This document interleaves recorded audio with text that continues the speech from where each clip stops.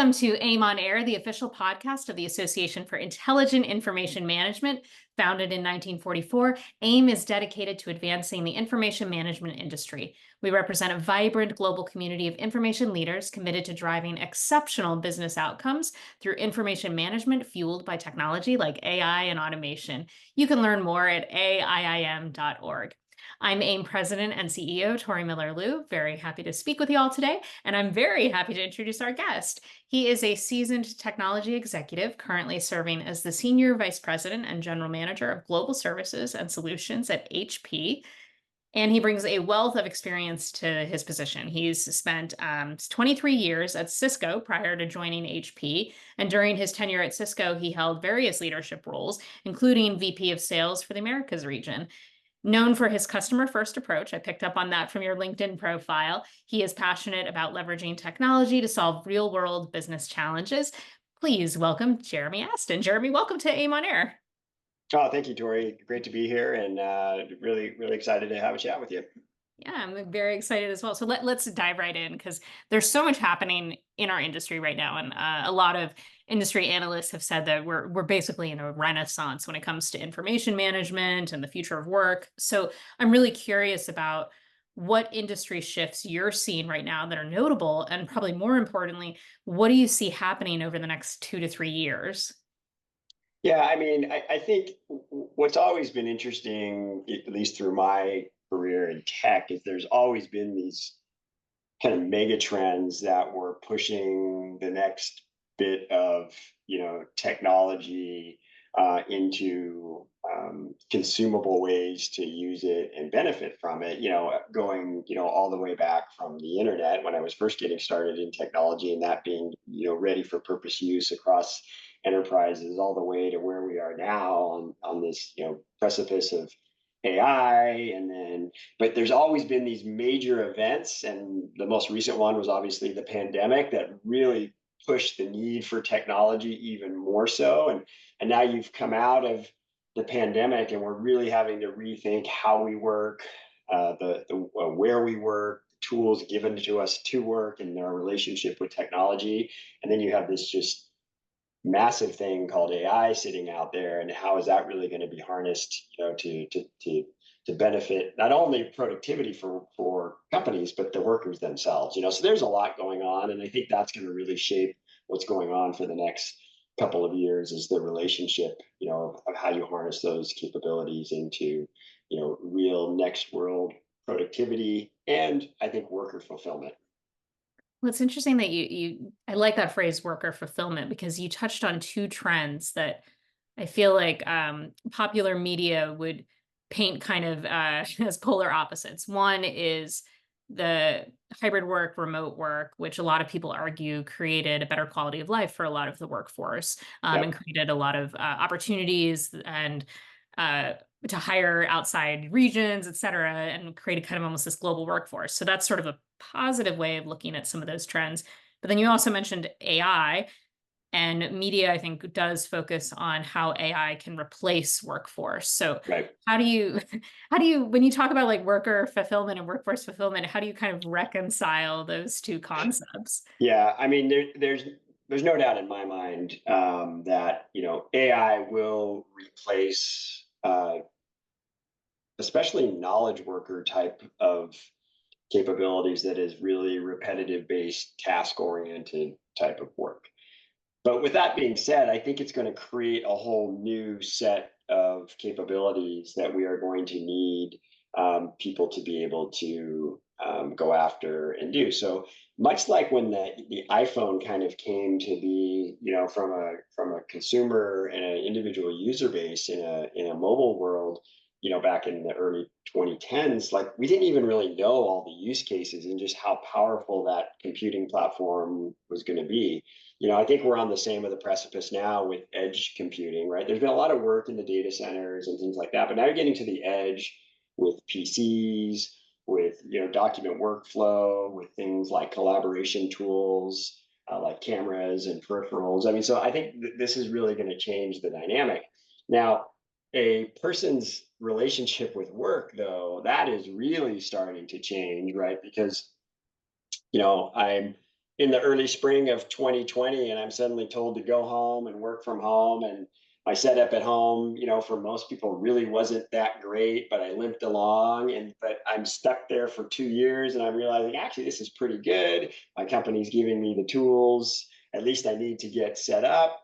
It's really great. Then about 2.5 years go by, and now they can say, "Hey, come on back. Let's come back to work. Let's get back into the office." We try that, and then we realize, well, actually, the technology I'm using back in the office hasn't kept pace because nobody did anything there for 2 years. And so my work Mhm. at home is easier than when you're making me come to the office. And we heard loud and clear, don't ask me to come into the office to then get on some sort of video conferencing technology to interact with my coworkers. I want to collaborate. I like collaborating in person, but make sure that there's people to do that. So companies and organizations have really been struggling with that. And now you see a lot of different policies coming out all over the map from big corporations on how they want their return to office to look, and it's putting tension into the system. And in fact, we do a workplace relationship index, and we show that, like, right now only about 28% of people actually feel like a healthy relationship with work, and that's up only 1% from last year. It was 27 last year and 23, and it's only 28. So we can see that it's not working, and only about a quarter of the employees really feel like they have the tools they really need to work effectively, whether that's in the office, on the road, seeing clients, or at home. It's a whole different way. So you're right. There's just a lot there to pick through between these mega trends of hybrid work, AI, and how those come together and ultimately affect the person actually doing the work from the technology given to them. So, well, let's then talk about what HP is doing for that technology, whether it's the technology that a worker might have at home or technology that workers might have in the office, even as an incentive to come into the office. So, what kind of technology is available from HP right now, software or hardware, to help advance the future of work and make people feel like they actually have the tools to work effectively? Yeah, so well, it's really interesting. So HP, we really are trying to reposition ourselves, Tori, as more of a workforce experience provider, right? We do have a unique portfolio now that has technologies around computing. So think laptops, think workstations, things like that.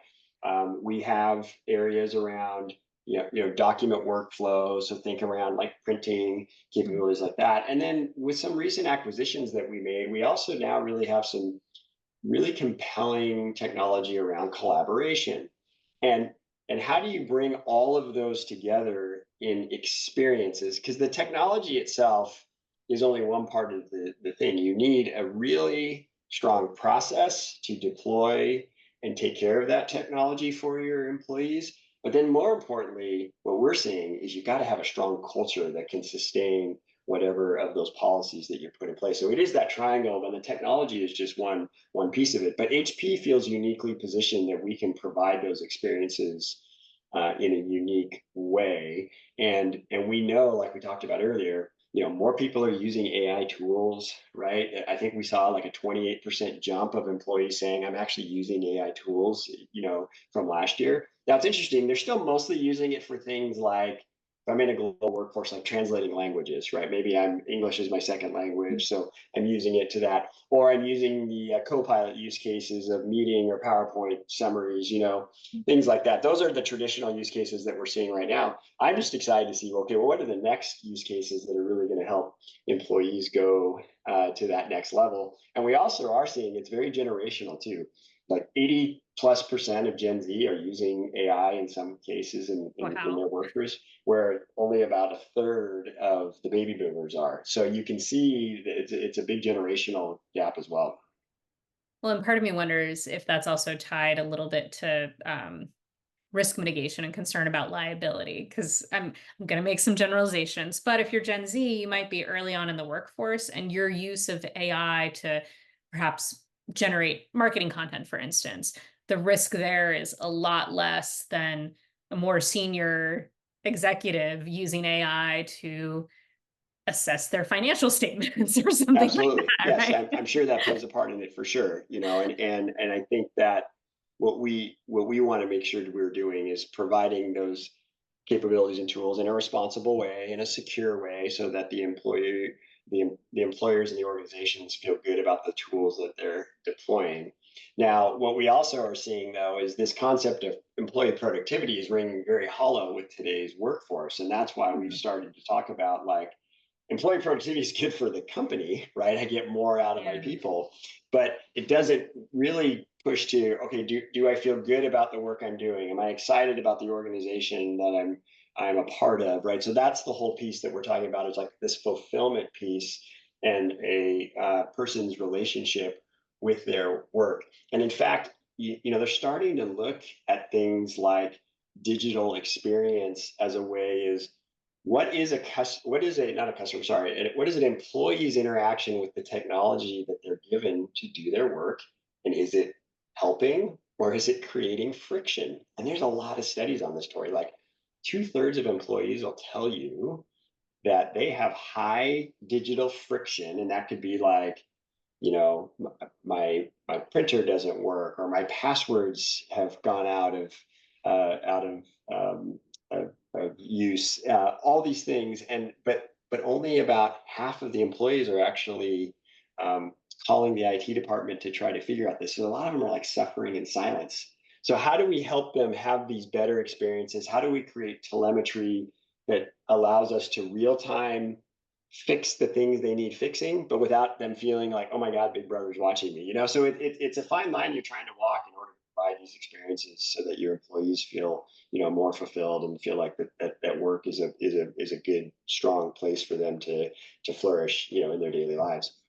Well, I'm kind of sensing this theme because I know on LinkedIn you talk a lot about customer first approach, and hearing you talk, it's almost like listening to a digital experience or customer experience or user experience specialist. So how how right now is HP and your approach to this work or fulfillment, workforce fulfillment, how are you bringing in that customer approach? Like, can you talk a little bit about the worker experiences that are being created? Yeah, I mean that's really where we're focused in on. We really are trying to find use cases that are critical for our customers, and you'll see us start to pivot more into areas like verticals, right? Because we know like a healthcare worker, there are different flavors of that, from a caregiver to someone that's working in the office to someone that might be in the front line, like working in the cafeteria of a hospital. There's all these different kinds of personas that are working there. We need to make sure that those experiences resonate with each one of them, regardless of the type of device they're on. It could be a PC, it could be a mobile device, so but we have to give the IT teams the tools to manage that, because that is still very messy. There's still a huge proliferation of devices that are out there. And so how do you protect them? How do you make sure that they have the right levels of firmware and software and things so that the employee is able to do their work and not be sucked into some of the things we talked about earlier with challenges of just getting their work done because of the technology. We want the technology to be a force multiplier, not an inhibitor. Oh, I love that. So, so I formerly was a chief information officer, and I'm going to pretend to be a CIO for a moment. What what would you say if I have been tasked with bringing my workforce back, at least on a partial basis. We're going to be hybrid. We're going to bring them back 2 days a week. And I'm concerned that, like you said, we've spent the last 2, 3 years really giving employees the appropriate hardware and software to function effectively at home. But now I need to kind of assess what we have at the office to create this hybrid integrated environment. Where do I even start if I'm trying to audit my digital workplace and physical workplace? Yeah, I think that's a great question, and you are asking the question that nearly all the CIOs are, because they all have, not all, but most have this um, policy around, you know, we need you in the office some of the days. We need you, you can be at home some of the others.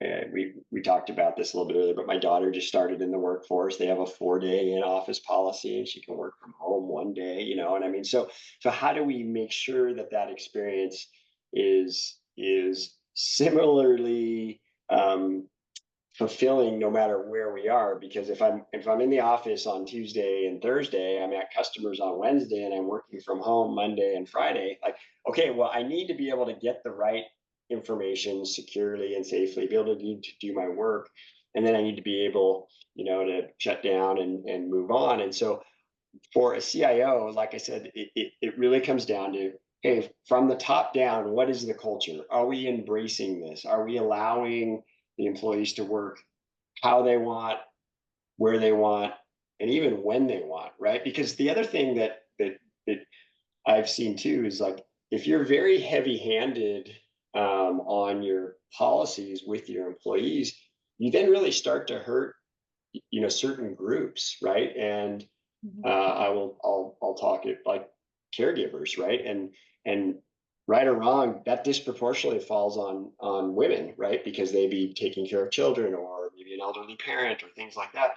And if we can't put in policies and a culture that says, I will be flexible to how you need to work Mhm. and when you need to work, then we're really, putting those types of personas at a disadvantage. And I think that's not the way we get the maximum out of our people and create, better balances across our personal, and our work life. Well, I think you've landed on such an interesting topic because I feel like we don't talk very often about how technology can actually be an enabler for greater inclusivity in your Correct. workforce. So, what can you give me like some use cases or examples of where technology, HP technology in particular, has been used to create that broader inclusivity?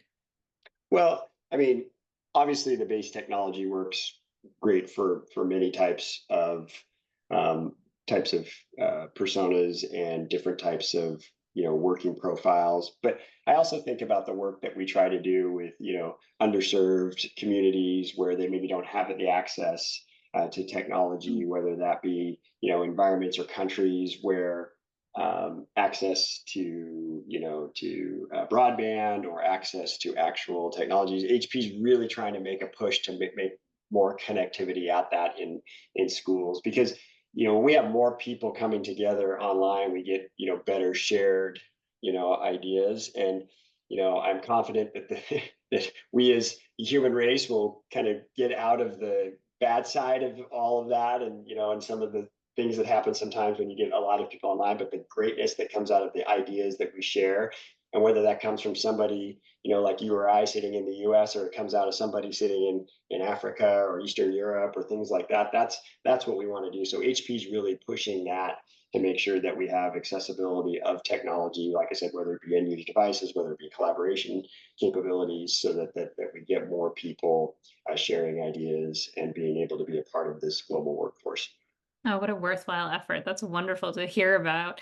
Yeah. So, we talked about from the CIO perspective, what do you need to be thinking about? What about from the information management practitioner perspective? So those who are very concerned with mainly non-tabular unstructured data and how it's being generated, used, disposed of across this hybrid environment. What do they need to be thinking about as we become increasingly hybrid today? Yeah, I'll go back to what I said earlier. I think it will come down to, do you have strong policies in place to account for that? Are you partnering with organizations that can help you execute that? Because today that there's, the core competencies of the IT departments, like, we already know that, like, security expertise is so high in demand, right? I think we have like several 100,000 open security IT positions that are unfulfilled, right? Like, that's scary, right? So we need people to actually, know what they're good at. The IT managers that are having to go execute and deploy all this really have to know, okay, what is my team really good at? Where do I need help? Is it with a partner like HP? Is it with an integrator? Is it with some other type of partner? You need good partnerships and relationships to help execute that. And don't be afraid to invest in some upfront type of consulting and roadmap and strategy work, because that stuff always, in my opinion, just pays huge dividends down the road. The whole kind of measure twice, cut once, or Mhm. and get away from the ready, fire, aim. Because we get put under so much pressure to deliver, especially on technology, that the taking a step back, understanding who, when you look at your whole pool of vendors, who really are your partners and who can really take you to that next level, I think is really important for IT professionals as they jump into some, at times some scary waters.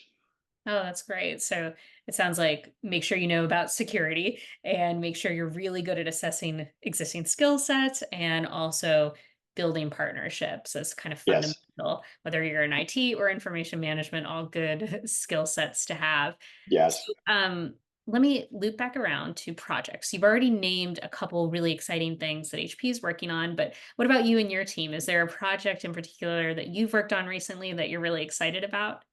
Yeah, no, thanks for asking. I think I mean, there's a lot of really interesting things going on. I mean, we are um, a global organization within HP that is really a microcosm of big HP, but really dedicated every day to solutions and services. Like, we don't really care what a customer buys from HP per se. It's more about how do we make sure you see value out of that. Like, I really push value realization into to customers and to my team. Like, your customer will reward you with more recurring revenue if you show them recurring value, Mm. right? So we've put projects in place to really go drive that. Like, we've spent the last year really moving to a best in class customer success platform, so that our customer success managers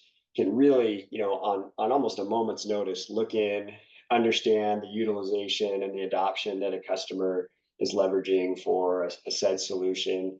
But more importantly, then go have that conversation with the customer of, hey, these are the things that we agreed to. We agreed to these, 5 critical KPIs, 6 months ago, and here's how we're coming along. We're doing great on 3. We're doing okay on 4. 5 needs some work. Let's talk about, and it's really giving us a lot more proactive ways to have that conversation with the customer versus, oh my gosh, hair on fire, the something's gone down, like that. We want to get away from that, and so we've put in a customer success platform that I think really is taking us to the next level. That's really driving the availability of our teams to have better relationships with their customers, because that, in the end, that's what it's about. Like, how do we make sure that they're happy with their investment with us?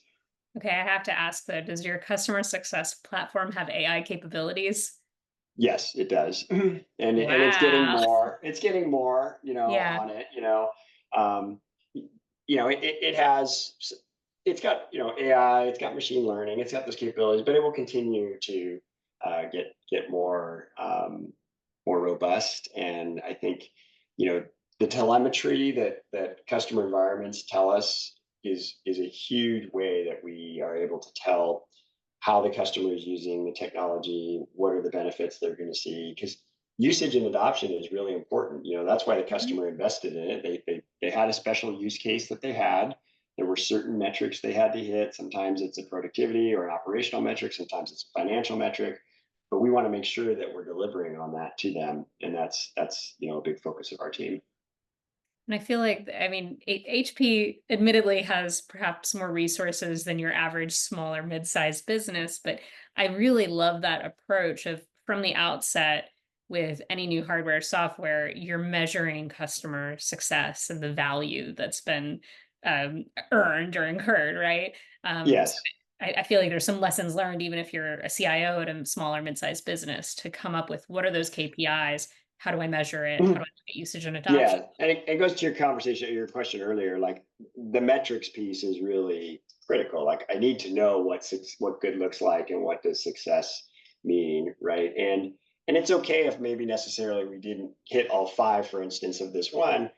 but we now at least have a plan to go fix that one area that's down, and it's not just kind of languishing out there. And then at the time when, either we expect or the customer expects to have another discussion about a renewal process or something like that. Hey, well, you never took care of me before. Like, we're trying to cut that out because we want the best experience possible for them. We're trying to put that at the center of everything that we do, or whatever the customer utilizes from us. So you're right. I've always been customer first, because my first sales manager ever, Tori, told me, like, hey, when in doubt, go talk to a customer, because they will never steer you wrong. They will always tell you, what their needs are and how you can help them. Well, then I am kind of curious as to if you're really listening to the customers, are you listening or doing any sentiment analysis? So not just what they're using and what they've adopted, but how they feel about it? Yeah, so it's interesting you bring that up. When you asked about the other area that I'm really excited about is that later, in calendar year 25, we are going to be coming out with what we call our workforce experience platform, and it will be a digital employee experience tool that will both be leveraging telemetry, AI to measure things, but it is also going to be our first foray into looking at employee sentiment of how they feel about the usage of the technology, right? Like, so are there real issues, coming up, in said deployment of an application, and we'll work really closely with the ITSMs of the world, like the ServiceNows, and where they Mhm. raise their service tickets. But how do we help alleviate that, to say, and I'll use an easy example of, like, hey, this type of laptop in these certain conditions in the world, maybe more humid or drier or something like that, the battery has a propensity to fail at a faster rate.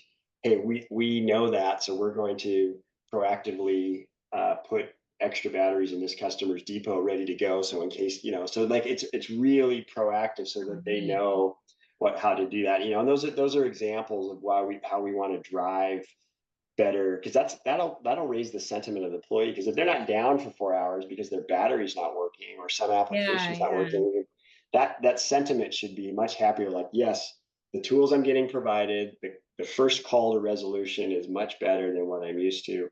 That to us raises the sentiment, of the employee's experience with the technology. It's not to be big brother at all. It is to be Yeah. more proactive in helping them mitigate and work around situations, because all technology has challenges, but how do we get it addressed as quick as possible? And I love that, we started the conversation about talking about sort of negative aspects of AI, but you're giving a really solid use case of where AI and machine learning can be used to proactively help humans, Yes, yes, and complement us, be even more than assistants. Like that's like the best assistant ever. They yeah, and predicted it your really is. needs and they helped you. Yeah, absolutely. So let me go back. One other question that I wanted to ask you, because you talked about how there's so many security positions available, and I know you have two kids that are, well, younger than us. So, what kind of advice would you give to young professionals who are just entering the information management industry or technology space? Yeah, I mean, I think, you know, the IT world and the enablement of this type of work is an exciting place to be, and I think that there's a lot of, upside. And I think the ability to critically think and analyze and problem solve, you know, uh, AI will always have a challenge doing that to what a human can do, right? That's the whole repetitive task versus, problem solving and critical thinking that I think that the humans can bring, to the game a little bit more. And so for my kids, I tell them, like, look, take risks with your career. Don't be afraid to try new things. Like, there's so many things opening up that we don't even know yet, all the doors that AI and other types of things are going to open up. I mean, there's other trends. We have traditional computing models today, but, like, you hear about things like quantum computing, and hear about like spatial computing, and we're just like in the, the kiddie end of the pool with like virtual reality, and what is that going to mean, for medicine, and how we develop things in the future. I just think there's just a lot of really exciting things to come in the next, 10, 20 years that we don't even know yet, and but being in that technology space, I think, for people is just a great place to be, and if I think about just my own career and where we were, coming in the late 90s when the internet build out was going on to where we are now, it's pretty wild. So I'm bullish and excited for people that want to get into this space. I think they have a great career ahead of them. Oh, that's great. And such wise words, especially when you're in a renaissance with so much rapidly developing technology, be willing to take risks. Yeah, I think you I have to, mean, careful with like personal and private data and giving that to AI, but Correct, absolutely, other absolutely. than But that, but with your career and trying new things and taking things, I yeah. think especially for young folks, I think it's really, interesting. Now, granted there's challenges like we all have, and we got to figure out how to work through those. But there's a lot of smart people out there, I'm very positive on what that can be for us. Well, and I think I would definitely categorize you as one of those smart people. And I'm always interested. And here's a final question for you. When I meet other smart people, I want to hear what is the thing that you want to learn about or you're thinking about in the next couple months here. Yeah, I think for me, I do really wake up thinking about how do we create better experiences for people to like we talked about, to leverage technology, but in order to benefit their whole life, right? Not Mm. just the work part of it. Like, because of how technology's evolved, because of things like the pandemic, I think it's a real misnomer, Tori, to call it work-life balance anymore. There is that doesn't really exist, right? That they're so intertwined now. It becomes to, how do I enable people to make better choices they need to make at the right time? Because there's going to be certain parts of my day when I have to be very focused on my personal life, my family, things that they need. And then there's going to be other times where I owe something to my boss or to my team or to, on that. And I have to make those choices. And that might not necessarily fall between 9 a.m. and 5 p.m., right? It could be before that. It could be after that, on both sides, whether it's something in my personal life or something in my work life. So how do we create a better integration for that is Mhm. something that I want my team to always be thinking about, how we drive that. I think if we solve that and like we make it easier, and like we talked about, like for underserved groups that need a little more support, because we want people to be able to be there for their kids. We want them to be able to coach the team or to give the ride to school. We want all of those things to be enabled. And I think technology is a great way to do that. But let's put the culture, the process, and most importantly, the empathy behind that, so that people are really aware of that, so that they can put themselves in the other person's shoes and really say, oh, hey, you know what, Tori's got to take care of this today. I'm not worried that she's not online right now at 3 p.m. You know what I mean? And so that's what I think I get excited about, and how we can think about how do we solve those issues. Oh, that's lovely. It's such I don't know what you would call it, like empathetic design or empathetic technology, but the idea that yeah, your workday happens actually in many places. If I think of even my own work day, I've done work standing in line at the grocery store before, Correct. Yeah. know. Yeah.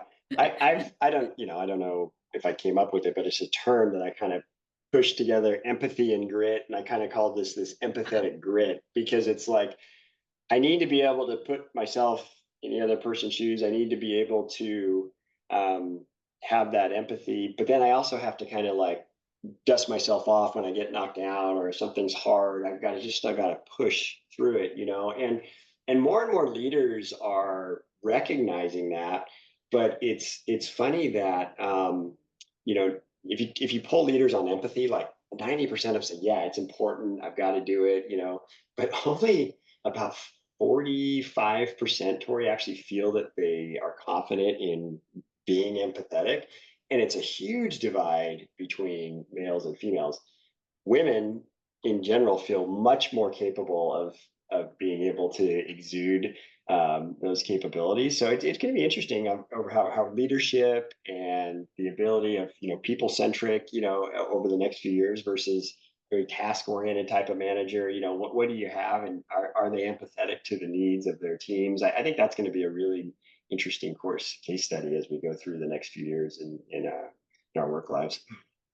Oh, I love that. And a wonderful, fascinating note to end on. So I think everybody should Google empathetic grit and check out Jeremy's LinkedIn profile, because I think you talk about empathetic grit there. Jeremy, thank you so much for being on AIM on My Air. It's been pleasure. a pleasure.